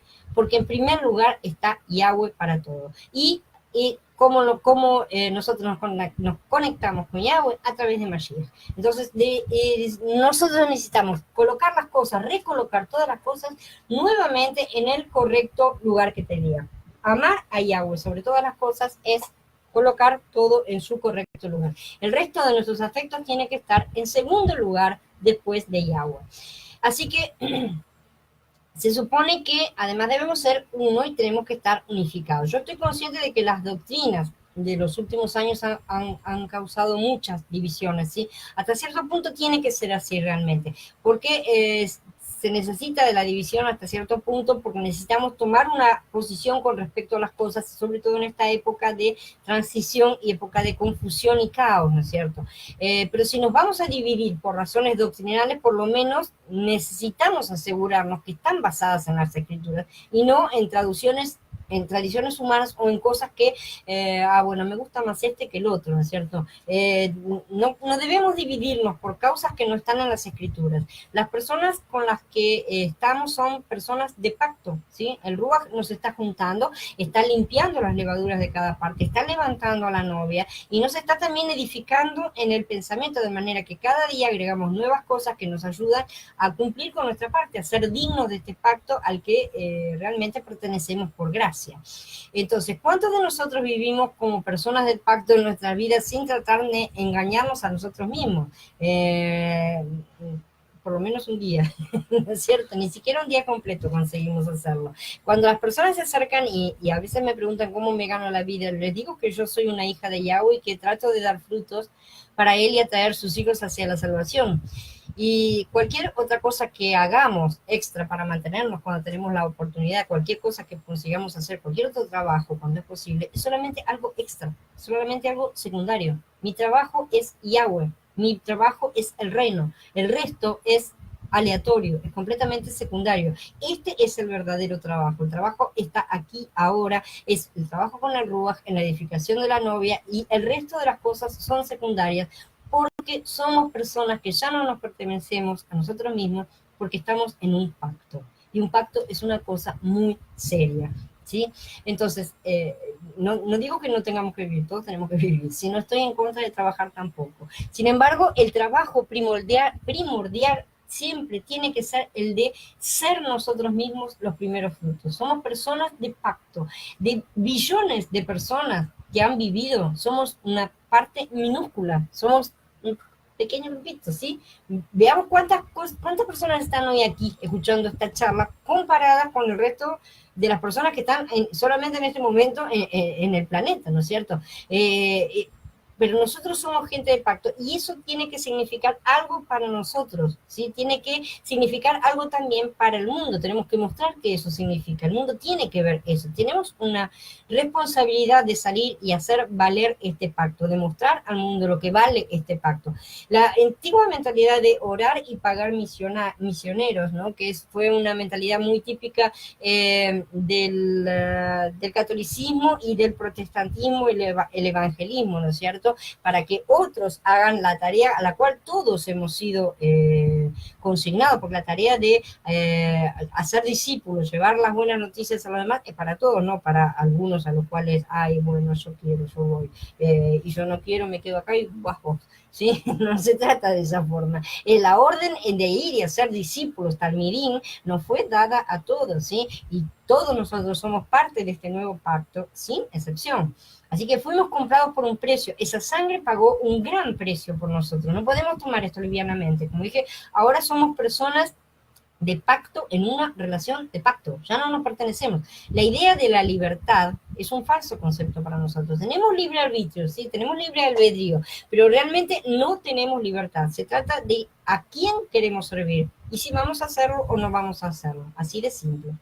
El octavo paso es tener una cena memorial, ¿sí? El octavo paso es participar de una cena conmemorativa. Esto lo vemos en varios pactos entre hombres que la Biblia menciona. Por ejemplo, ellos respondieron, vimos claramente que Yahweh ha estado contigo, así que dijimos, haya entre nosotros un juramento, hagamos un pacto entre nosotros y tú que no nos harán ningún daño, así como nosotros no te hemos aborrecido, sino que te hemos hecho nada más que lo bueno y te hemos mandado fuera en Shalom. Ahora estás bendecido por Yahweh. Y Isaac preparó un banquete para ellos y comieron y bebieron. Esto está en Bereshit 26. Así que se cumplieron los requisitos del pacto, ¿no es cierto?, delante de testigos normalmente, porque los pactos entre hombres se hacen delante de testigos. Ahora las partes participan en una cena que festeja el hecho, ¿no es cierto? Es una cena conmemorativa. Se incorpora lo que se acaba de firmar, es decir, se come el pacto, literalmente. O sea, figurativamente, obviamente, ¿no es cierto? No vamos a comer los animales sacrificados, ni está permitido beber sangre, obviamente, de manera que lo que se hace es un banquete en el cual se utiliza comida y bebida apta, ¿no es cierto? En el nuevo pacto vemos claramente esto simbolizado en el pan y el vino, ¿sí? Pero eso también lo vamos a ver más adelante en su momento debido, más a fondo, ¿no es cierto? Ahora solamente lo menciono. En la Biblia el vino es conocido como la sangre de las uvas, nos dice Bereshit en el capítulo 49, y representa nuestra propia sangre, ¿sí? El pan representa nuestra carne, están en las escrituras. Tomamos una hogaza de pan, la partimos en dos y la repartimos entre las dos partes, diciendo, esto simboliza mi cuerpo, ahora te lo estoy entregando. Luego nos servimos el vino uno al otro, ¿no es cierto? Y esto simboliza mi sangre, que ahora es tu sangre, y ahora simbólicamente yo te comí, vos me comiste, yo estoy en vos, vos estás en mí, ¿sí? Entonces, ahora somos uno en una naturaleza. Esto es simbólico, ¿sí? Se entiende, nadie está practicando canibalismo, ¿no es cierto? Y esto es el pacto que ya conocemos y fue escrito, ¿no es cierto? Que está en las escrituras. Dice, también tomando un pedazo de matzá, pronunció una verajá, lo partió y les dio a ellos diciendo, este es mi cuerpo que está entregado por ustedes, hagan esto en memoria mía. Él hizo lo mismo con la tercera copa después de la comida, diciendo, esta copa es el nuevo pacto ratificado por mi sangre que está siendo derramada por ustedes. Lucas en el capítulo 22. Entonces, nosotros ya hemos hablado en otras charlas acerca de la importancia de comer a Mashiach, ¿no es cierto? Y Yeshua les dijo, en verdad les digo que si no comen la carne del Hijo del Hombre y no beben su sangre, no tienen vida en ustedes. El que come mi carne y bebe mi sangre tiene vida eterna, y yo lo resucitaré en el día final, porque mi carne es verdadera comida y mi sangre es verdadera bebida. El que come mi carne y bebe mi sangre permanece en mí y yo en él. Así como me envió el Padre viviente y yo vivo en el Padre, asimismo, el que me come también vivirá por mí. Este es el pan que descendió del cielo, no como el que comieron los padres y murieron. El que coma de este pan vivirá para siempre. Ya Hanan en el capítulo 6. Así que vemos la importancia de este intercambio de comida y bebida. Y el noveno y último paso es plantar o levantar algo en memoria. Ellos plantaban un árbol y lo rociaban con la sangre del pacto, o bien levantaban una pila de piedras, ¿no es cierto? Y Yeshua se sembró a sí mismo. Eso fue lo que él hizo. Él fue el grano de trigo que fue sembrado, ¿no es cierto? Y además fue levantado en un madero. En verdad les digo que a menos que el grano de trigo caiga en tierra y muera, queda solo, pero si muere lleva mucho fruto. El que ama su vida la pierde, pero el que menosprecia su vida en este mundo la conserva para vida eterna. El que quiera servirme, que me sigue donde yo esté, allí también estará mi servidor. Si alguno me sirve, el Padre lo honrará. Y a Hanan en el capítulo 12. Cuando nos sumergimos en el bautismo, Él planta nueva vida en nosotros, ¿sí? Nuestra tierra interior. ¿Ignoran ustedes que todos los que nos sumergimos en el Mashiach Yeshua, nos sumergimos en su muerte? Pues por la inmersión quedamos sepultados con Él en la muerte, para que así como el Mashiach lo resucitó de entre los muertos, el poder del Padre, así también nosotros iniciemos una nueva vida. Porque si fuimos plantados juntamente con Él en la semejanza de tu muerte, también lo seremos en la de su resurrección. Romanos 6. La palabra muy mal traducida en muchas versiones, que aquí coloco correctamente como plantados, es súmputos, ¿sí? Es una palabra formada por la unión de dos palabras, sum y fugo, que tiene básicamente el significado de plantado juntamente o injertado, ¿sí? Para que se entienda claramente. Así que nosotros literalmente somos plantados juntamente con Él, somos injertados, ¿sí? Esto es una conmemoración. Y sabemos que nuestro viejo hombre quedó ejecutado en el madero con Él, para que se destruya el cuerpo pecador, para que ya no seamos esclavos del pecado, porque el que muere se libera del poder del pecado. Si hemos muerto con el Mashiach, creemos que también viviremos con Él. Sabemos que el Mashiach, una vez resucitado entre los muertos, ya no muere. La muerte ya no tiene más dominio sobre Él. porque al morir para efectos del pecado murió una vez por todas, pero al vivir vive para Elohim. Así también ustedes considérense muertos para efectos del pecado, pero vivos para Elohim en el Mashiach Yeshua. Así que no reine el pecado en su cuerpo mortal, de modo que obedezcan a sus malos deseos, ni tampoco ofrezcan sus miembros al pecado como instrumentos de justicia, sino ofrézcanse ustedes mismos a Elohim como vivos de entre los muertos, y sus miembros a Elohim como instrumentos de justicia, porque el pecado no tendrá dominio sobre ustedes, pues ya están bajo la ley, ya no están bajo la ley, perdón, sino bajo la protección de la gracia. Romanillín capítulo 6. Este es el memorial que plantamos ante él en nuestra tierra interior, ¿no es cierto? El memorial es que los demás tienen que verlo a él viviendo nosotros, tienen que mirarnos a nosotros y poder ver ese memorial, porque la planta que era, o la columna de piedra, lo que fuera, esa cosa que se utilizaba como memorial, tenía que poder ser vista por muchos, ¿no es cierto? Lo vemos en muchas ocasiones como memoriales que se levantan en las escrituras y que dice que cuando tus hijos te pregunten, ¿qué es esto? Les dirás tal cosa, ¿no es cierto? ¿Por qué? Porque es importante que esa cosa se vea. Cuando la gente, el mundo, ve ese memorial plantado en nosotros, dice, ¿qué es eso que tenés ahí adentro tuyo? Esto es Mashiach, ¿sí? Esa es la parte que nosotros tenemos que hacer. Y ahora quedo a disposición de ustedes para que me hagan las preguntas. Dice Tabita, busca el reino y su justicia primeramente y todas las cosas serán añadidas, cosas materiales para poder vivir. Otra parte dice, no se afanen en qué vestirán o comerán mañana. Las aves no trabajan, supongo, y nuestro Creador les da alimento, cuanto más a ustedes que son hijos del Todopoderoso. Sí, no sé a qué viene porque no lo vi hasta ahora, ¿no es cierto? Así que no sé en qué momento, con relación a qué lo pusiste, Davita.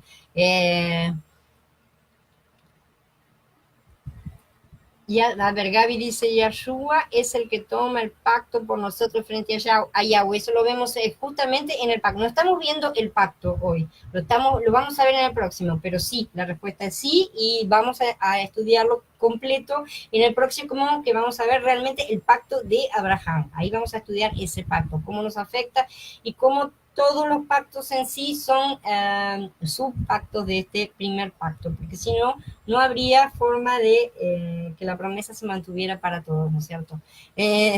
Por eso el pacto con Abraham es esencial para toda la humanidad, es básico para toda la humanidad, porque a él se le prometió ser bendición para todas las naciones, no solamente para la nación de Israel, sí, que entrara en pacto, sino para todas las naciones. Entonces, esto es muy importante que sea comprendido. Y en el próximo lo vemos, vamos a analizar, a estudiar justamente bien ese pacto de forma bien directa.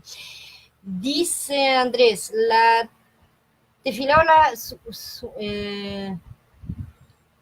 sumersión es necesaria volver a hacerla en aguas vivas, o definitivamente la que hicimos en una iglesia cristiana ya es contada como hecha. Como dice Pablo, espera un segundo, que lo voy a buscar, solo un segundo. Si me das un segundo lo encuentro.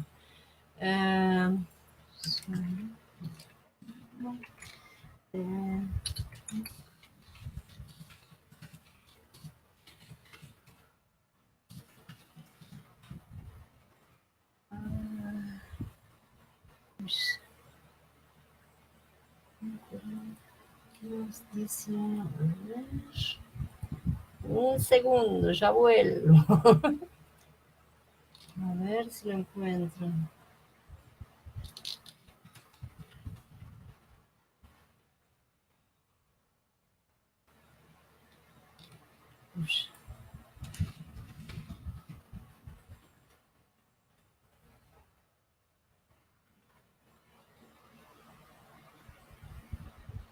Acá. Ya te lo leo. Déjame volver. Dice en Ibrim, en el capítulo 6, por eso dejemos atrás las enseñanzas elementales acerca del Mashiach y avancemos hacia la madurez sin volver a poner el fundamento del arrepentimiento de obras muertas, de la fe de Elohim, de la enseñanza sobre inmersiones, de la imposición de manos, de la resurrección de los muertos, del juicio eterno, y esto es lo que haremos si Yahweh permite. O sea, este tipo de cosas ya pasaban en aquella época, como pueden ver. En realidad yo encuentro cada vez más que todas las cosas están repitiéndose y nada más, ¿no es cierto? Ya en aquel momento había cosas como hay que bautizarse de nuevo, hay que bautizarse de esta forma, de aquella forma, que esto, que lo más aquí, lo más allá, ¿no es cierto? Porque no lo hice bien o no lo hice mal o qué sé yo. ¿Ustedes qué consideran? Ustedes ya fueron bautizados. ¿Tienen al Ruach o no lo tienen? La respuesta está en ustedes mismos. Díganme si no tienen al Ruach en sí mismos, ¿sí? Cuando fueron bautizados. Y en sí, en la forma en la que fueron bautizados incide realmente o no. Una cosa era en la época de, de Yahanan Inmersor, porque él realizó un específico bautismo, que sí, no era el mismo que iba a ser otro, porque después vendría el que bautizaría con agua y fuego, o sea, el bautismo de Mashiach, que venía después, también repetía el agua, ¿sí? Entonces, ahí sí, los que habían sido bautizados únicamente con el bautismo de Yahanan Inmersor, sí necesitaban ser rebautizados, ¿sí? Porque no habían recibido el bautismo en el nombre de Mashiach. Ustedes recibieron el bautismo en Mashiach, fueron bautizados en su nombre, ¿sí? Entonces, bueno, contéstense a sí mismos si tienen al Ruach o no lo tienen. Esa va a ser la mejor respuesta para cada uno de nosotros. Dice Andrés también, Yahshua redimió toda la creación en manos de Hasatán, pues todo se lo entregamos cuando caímos. Redimió a toda la creación, pero aún no ha sido tipo así, ganó las elecciones, pero todavía no se hizo el paso de poder al nuevo, ¿sí? ¿Se entiende? Al ganador. Él ya ganó las elecciones, ya tiene todo, y sin embargo todavía está ejerciendo el anterior presidente, por así decir. Sin embargo, ya redimió todo. Dice Paula y David, ¿cómo sabemos si somos uno con Yeshua? ¿Qué señales hay en nuestra vida? El mundo debe verlas, esas señales, y vos tenés que verlas también. O sea, cuando hablas con tu marido, vos sabés perfectamente cómo es hablar con esta otra persona, ¿no es cierto? Cuando hablas con un amigo, con lo que sea, ya conoces ese intercambio con otra persona. La voz del Ruach en tu interior tiene que ser perfectamente reconocida, porque si no, algo te está faltando, algo que tenés que ejercitar. No es que no lo vayas a tener, sino que realmente él habla de manera tan suave que muchas veces no lo escuchamos porque nosotros hacemos mucho barullo, pero de a poco vamos aprendiendo a escucharlo. Y en cuanto a las señales que ve, las señales las tiene que ver el mundo, ¿sí? El mundo tiene que ver las señales en nosotros. ¿Y cuáles son las señales? Los frutos. Nosotros damos frutos. Primero damos frutos en nosotros mismos y después damos frutos en cuanto a reproducción, ¿no es cierto? Por así decir. Damos frutos en cuanto a que generamos nuevos talmidim, que vamos y llevamos las buenas nuevas. Esas son las señales que el mundo ve. Y tiene que verlas, tienen que ser realmente visibles al mundo, ¿no es cierto? Dice Gaby, hay una parte que aún no me quedó del todo claro durante la charla mencionaste que la mano derecha levantada de Yahweh es Yahshua. ¿Quién levanta la otra mano derecha? En el caso del pacto con Abraham, va a ser Abraham, obviamente el que va a entrar en el pacto también, por eso tenemos la circuncisión, ¿sí? Existe el intercambio de sangre, sí, existe un pacto de sangre. En el caso de Abraham está la circuncisión en ese caso. Entonces esto lo vamos a ver más a fondo en el próximo. No estamos hablando todavía del pacto de Abraham en concreto, por completo. ¿Quién levanta la otra mano derecha? El pacto de Abraham con Yahweh es un pacto muy atípico, por así decir, ¿sí? Porque en sí no es un pacto completamente entre dos partes por completo, porque Yahshua pasa como representante de Abraham entre medio de las partes. Esto lo vamos a ver en el próximo. Es bastante complejo el tema, lleva toda una charla entera. Así que ahí lo vamos a ver bien. Dice Elías, ¿qué significa comer de su carne y beber de su sangre? Comerlo a él, ingresarlo en tu interior. Es un memorial que nosotros realizamos. Él pidió que hiciéramos eso como memorial, comer su sangre y comer su carne, perdón, y beber su sangre es el memorial del Pesaj que tuvieron los israelitas cuando fueron salvados de la matanza de los primogénitos, que es la masacre que hizo el ángel de la destrucción cuando pasó sobre los los primogénitos de Egipto, ¿no es cierto? Ellos comieron de la carne del cordero para ser librados, la sangre fue colocada encima de la cobertura, ¿no es cierto?, para ser librados, y el ángel cuando pasó, vio que ellos tenían la carne y la sangre, ¿no es cierto? En ese momento era una sombra, por eso es que la sangre estaba colocada encima, ¿no es cierto? Y en nuestro caso ya viene en nuestro interior, por supuesto como un símbolo, no se nos pide que practiquemos canibalismo tampoco, ¿no es cierto? Como algunos mismos lo sugerían en la época de Mashiach, ¿no es cierto? ¿Qué está diciendo este? Que lo comamos y lo bebamos. Esto es muy loco, ¿no es cierto?, pensaba la gente.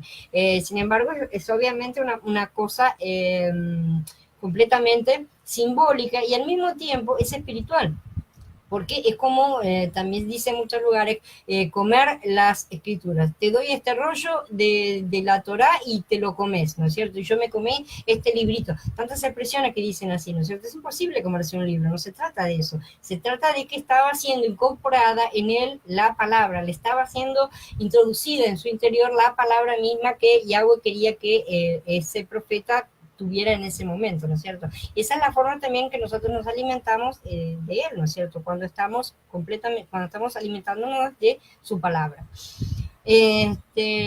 Entonces, a ver quién más, déjenme ver. Dice César, los pactos son sombras de Mashiach y él es el sacrificio perfecto para dar el nuevo pacto. Los pactos no son sombras, no son sombras. Los pactos fueron pactos reales. Justamente, si no hubiera habido un pacto real y concreto, no tendríamos hoy, no tendría que haber venido a cumplir nada, porque no habría habido una transgresión real. No son sombras simplemente, no, y no son sombras de aquel pacto. El pacto el nuevo pacto en el cual nosotros entramos. Nosotros no tuvimos que atravesar por los otros porque nacimos después, ¿sí? Solamente por eso. No tuvimos que atravesar por los otros pactos. Y los otros pactos están todos incluidos. Hay 3 pactos. Están todos incluidos en el pacto de Abraham, ¿sí? El pacto sinaítico. Los vamos a ver también más adelante. Es otro postnatum, son 7 en total todos los pactos a lo largo de las escrituras. Pero el más importante que nos interesa a nosotros es el de Abraham, porque en él se incluyen todas las promesas a toda la humanidad, ¿no es cierto? Y a todos. Y Mashiach es el que viene a cumplir las transgresiones del pacto sinaítico y luego a establecer el nuevo pacto, que es la consecución del mismo primer pacto de Abraham, porque no fue cumplido por completo. Y todavía el nuevo pacto tampoco ha sido cumplido por completo. Estamos esperando que regrese para el cumplimiento total, ¿no es cierto? Entonces ahí es que lo vamos a ver todo completo. Dice Iti, bueno, me bautizaron en nombre del Padre, Hijo y del Espíritu Santo. No creo que esté mal. A mí también me bautizaron exactamente de la misma manera. O sea, yo tuve un bautismo católico cuando fui bebé, que no, ni me acuerdo, sé que fui bautizada, y de grande fui bautizada en una iglesia evangélica, ¿no es cierto? Fui sumergida. No considero que tengamos que bautizarnos de ninguna otra manera. El Ruach viene cuando lo llamamos realmente, espiritualmente de verdad, ¿no es cierto? Y no creo que corresponda a ninguna otra, a ninguna forma de cómo hacemos las cosas. Si estamos mirando mucho, cómo se hace, terminamos en legalismos de nuevo. No pasa por ese lado. Yo conozco mucha gente que tiene el Ruach y no ha sido rebautizada, ¿no es cierto?, nuevamente, porque es muy raro encontrar hoy mesiánicos que te bauticen. No es fácil encontrar. Entonces, no mucha gente ha sido rebautizada y ¿qué decimos? No tenemos el Ruach. No lo creo. Personalmente no lo creo. Tiene que sumergirse en las aguas pronunciando el verdadero nombre del nuevo Creador Todopoderoso. No es así como dicen las escrituras que tenés que ser bautizado. Tenés que ser bautizado. No te bautizás vos mismo. No es uno mismo el que se sumerge. Tiene que sumergirte otra persona y bautizarte en el nombre de Mashiach, ¿no es cierto? Que es el bautismo es en su nombre, a pesar de que había muchas tergiversaciones en las traducciones, pero y ese es otro tema, lo vamos a ver más adelante también. El cuerpo de Mashiach con respecto a Tomás era de carne y sangre, eso es lo que dice, se podía tocar perfectamente y él comía y bebía, ¿sí? Comió con ellos todos los días. porque Pablo dice que carne y sangre no heredarán los cielos y de esto se cogen los judíos para tener por mentiroso a Pablo. Lamentablemente, el cuerpo de Mashiach fue el primero y único de los cuerpos que fue llevado, ¿no es cierto?, que fue ascendido con su cuerpo, porque ese cuerpo no tuvo pecado. Y ese es el problema que tienen los judíos. Y además de tantos otros, ¿no es cierto?, que no terminan de entender un montón de cosas. Pero el tema es que Mashiach tenía el cuerpo perfecto y ese cuerpo también fue glorificado. Y si no, nosotros no tendríamos promesa de un cuerpo glorificado cuando Él regrese y se cumpla toda la fase completa, ¿no es cierto? Todos los pactos se den por encerrados y esté todo completado, ¿no es cierto? En ese momento nosotros vamos a recibir cuerpos de la misma naturaleza que el de Mashiach, cuerpos perfectos, ¿sí? Entonces ahí vamos a tener ese cumplimiento cabal. Y sí, van a ser cuerpos de carne y sangre también, ¿sí? Porque ese es el cuerpo que ha recibido el ser humano desde siempre. Esa va a ser la cosa. Y sin embargo van a ser cuerpos ya glorificados. Es una cosa que realmente es algo que no hemos visto nunca, porque no tenemos cómo verlo, ¿sí? No, el único fue Mashiach y nosotros no tenemos la oportunidad de verlo. Así que tenemos que creer en ese sentido. Sí está mal, dice la escritura sumergirse en nombre de Yeshua, exactamente. No, gracias a ustedes, pero la escritura dice sumergirse en el nombre de Yeshua, sí, exactamente, en eso te sumergís en el plano espiritual. No traten de entender el plano espiritual con la mente material, porque se van a terminar haciendo rollos, ¿sí? ¿Cómo yo me sumerjo en el nombre de una persona? A ver, decime. No tiene sentido en un plano material, en un plano espiritual sí lo tiene. Por eso es que no tenemos que tratar de limitarnos en nuestra cabeza, decir, me voy a sumergir en, ¿qué? ¿No es cierto? En agua me sumerjo, pero en un nombre. Bueno, entonces ahí es que está la cosa. No tenemos que entender las cosas espirituales con la mente material, porque si no nos hacemos lío, ¿no es cierto? Así que nosotros nos sumergimos en el nombre de Mashiach, verdaderamente. Esa es la cosa. Bueno, me alegro que hayan entendido. Es un tema bastante complejo y no se cierra ahora. Quédense tranquilos, porque además el próximo vamos a ver justamente el de Abraham, el pacto directo, y todavía tenemos que analizar todos los demás pactos, que también es otro cosa. Dice Blanca, una gran duda tengo, yo no he bautizado a mis hijos en ninguna religión, pues no había creído en ninguna hora, ¿cómo podría ser? Tus hijos tienen que bautizarse, o sea, ellos mismos tienen que elegir bautizarse. No se trata, cuando vos los tenés, nuestros hijos están bajo la cabeza de el padre, tendría que ser, ¿no es cierto? Porque tendríamos que en un plano completamente correcto, tendríamos que estar casados entre creyentes y que la familia sea de creyentes, por así decir, y entonces nuestros hijos quedan bajo la protección del cabeza de la familia. En el caso de las familias que no están conformadas por las dos partes creyentes, y en ese caso, como dice Shaul, que no se separen porque el creyente santifica a los que no son creyentes de su familia, o sea, quedan para Yahweh, quedan de cualquier manera bajo la protección del creyente. Esto lo vemos en el caso de Lot, claramente, ¿sí? Que él también es salvo y es protegido a pesar de todos sus desastres. Esto lo vamos a ver más adelante, también tiene su post. Así que, entonces, nosotros protegemos a nuestros descendientes, por así decir, mientras ellos son menores de edad o no tienen todavía la capacidad de tomar la decisión por sí mismos, porque la decisión de creer en Mashiach y bautizarse es una decisión que tiene que tomar cada persona por sí misma. Nosotros no la podemos tomar por nuestros hijos. Podemos sí guiarlos a que elijan esa decisión, ¿no es cierto?, a que tomen ese gran beneficio, pero no los podemos bautizar porque sean hijos nuestros. No tiene ningún sentido bautizarlos en ese sentido. Tienen que ser bautizados por ellos mismos. Mientras tanto, quedan bajo nuestra protección como creyentes. Aunque la otra parte de la familia no sea creyente, de cualquier manera quedan bajo nuestra protección. Así que no sé qué edad tienen tus hijos ni nada, pero realmente es algo que tienen que realizar por sí mismos en su momento. Dice Teresa, Cuando recibimos la salvación, la hicimos en nombre de Jesús de Nazaret, necesitamos hacerla en el nombre de Kadosh Yahshua. Yo te pregunto nuevamente lo mismo que le pregunté a alguien, no sé, ya respondí tantas que me mareo. Encima, ¿vos tenés el Ruach o no lo tenés adentro tuyo? Esa es la respuesta. Díganme, cuando yo fui bautizada en el nombre de Jesús, ¿sí? ¿En quién creí yo? A ver, ¿me van a decir que era una persona diferente? Es la misma persona. Guste o no guste, el hecho de que se esté recuperando el nombre es que se están limpiando levaduras. Sí, ciertamente, estamos recuperando las cosas. Es como decir, no, vamos a limpiar la casa porque está toda sucia y necesitamos preparar las cosas porque viene la fiesta, ¿no es cierto? Bárbaro, limpiamos toda la casa, pero no, eso no quiere decir que las cosas hayan sido de otra manera. A pesar de que lo llamábamos Jesús, ¿sí? Lo llamábamos por ese nombre y fuimos bautizados en ese nombre. De cualquier manera, estuvimos creyendo en todos los hechos que son relatados en las Escrituras que Él realizó, ¿sí? Si eso no hubiera sido eficaz, yo no estaría aquí en este momento hablando para ustedes, ni el Ruach estaría en mi vida, ni nada por el estilo.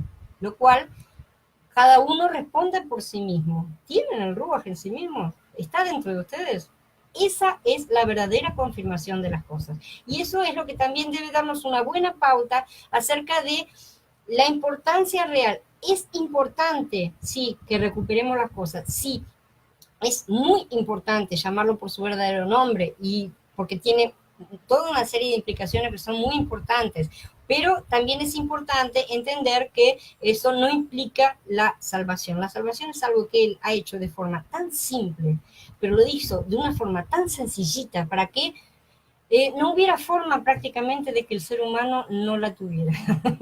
Porque si dejáramos alguna pequeña regla librada a nuestra propia decisión, nos perdemos, así de simple. Así que quédense tranquilos o respóndanse ustedes mismos si ustedes tienen en sí mismos al Ruach o no lo tienen. Si no lo tienen, no, ¿qué estamos haciendo acá? ¿Sí? Dice, Elías mora en los cielos sin un cuerpo nuevo hoy. Gaby hace cada pregunta sinceramente. ¿De dónde la sacan? No corresponde al tema de hoy. Así de simple. El tema acerca de qué tipo de cuerpos tienen los muertos. ¿Qué tipo de cuerpo tienen los muertos? Los muertos en este momento están durmiendo. Esa es la respuesta. Y no están en el cielo. Esa es la otra respuesta. Están en las escrituras, corresponden a otro estudio completamente diferente al tema de hoy. No tiene nada que ver. El nuevo cuerpo lo vamos a recibir en la resurrección. En ese momento todos vamos a recibir el nuevo cuerpo. Todos vamos a recibir el nuevo cuerpo en la resurrección de los muertos. Si habrá una resurrección de los muertos, es porque los muertos están muertos, por ahora. Están durmiendo, no es que están muertos. Sabemos que lo que es muerte en las escrituras, ¿no es cierto? Así que ellos están durmiendo en este momento. No están con un nuevo cuerpo ni nada. Gracias a ustedes. Si no tengo el Ruach, el bautismo no me lo... Exactamente. El Ruach no llega a nosotros a través del bautismo. El bautismo es una confirmación al exterior de que estamos entrando dentro del pacto, ¿sí? Es la señal del pacto. Es la señal que muestra al mundo que hemos entrado en el pacto. Nada más, es como las circuncisiones en el otro pacto, ¿no es cierto? Es una señal física que el mundo ve y que implica que hemos entrado en el pacto. Pero ¿cuándo entramos en el pacto? En el momento en que creímos. Así de simple. Entonces, en ese momento, el Ruach entra. No nos va a entrar cuando nos sumergimos. ¿Sí? Porque para cuando nosotros realmente nos sumergimos, nosotros ya creímos mucho antes. Esa es la verdad. Lo que estamos haciendo es certificar, ¿sí? Dar una cuestión efectiva, confirmar las cosas para que el mundo vea esa nueva relación que estamos teniendo, ¿sí? Entonces, justamente, porque nosotros sentimos al Ruach en nuestro interior, eso es lo que debe darnos la respuesta a ciertas preguntas que realmente son incómodas. Todos nos las hicimos, yo también me las hice. Ahora que tengo que hacer, tengo que bautizarme de nuevo, ¿no es cierto? O no fui bautizado en el nombre de Yahshua, fui bautizada en el nombre de Jesús, ¿sí? Sin embargo, fui bautizada en el nombre, en la misma persona, ¿sí? En la misma persona, porque yo creí en el mismo, aunque no le conocía el nombre en su momento. Lo conocía equivocado, por así decir. ¿Tá? Una de las cosas que se están limpiando, y se va a limpiar a la larga, pero no tenemos que pensar que se va a limpiar en un páfate y ya, de golpe lo limpiamos todo. No, se va a limpiar gradualmente, como todas las cosas que él hace, son siempre graduales. Así que en un momento la limpieza va a ser completa, eso sí, con certeza. Gracias a ustedes. ¿Alguien más tiene alguna pregunta? Hoy fueron unas cuantas, ¿eh? Este, si no hay más preguntas, damos por encerrada la charla. Mañana seguimos con la otra serie. Pasado mañana vamos a ver el tema del pacto de Abraham mismo. Es complejito porque ahora lo vamos a aplicar. Ahora que ya sabemos todas las partes que tiene un pacto, cualquier pacto, las vamos a ver más claras y vamos a tener muchas más cosas que les voy a mostrar acerca del pacto de Abraham en sí mismo. Después vamos a ver también más adelante el pacto sinaítico y el nuevo pacto en su momento, porque son cómo se van desarrollando los pactos. Y recordemos siempre que el pacto de Abraham es el que continúa andando en funcionamiento, por así decirlo. Lo vamos a entender completamente a lo largo de todos los pactos juntos, porque es complicado en sí, porque si no me van a terminar diciendo si nos tenemos que circuncidar. No necesitamos. Quédense tranquilos. Hermano, que Abba los bendiga grandemente, continúe bendiciéndonos a todos y los espero a todos mañana a la misma hora. Shalom.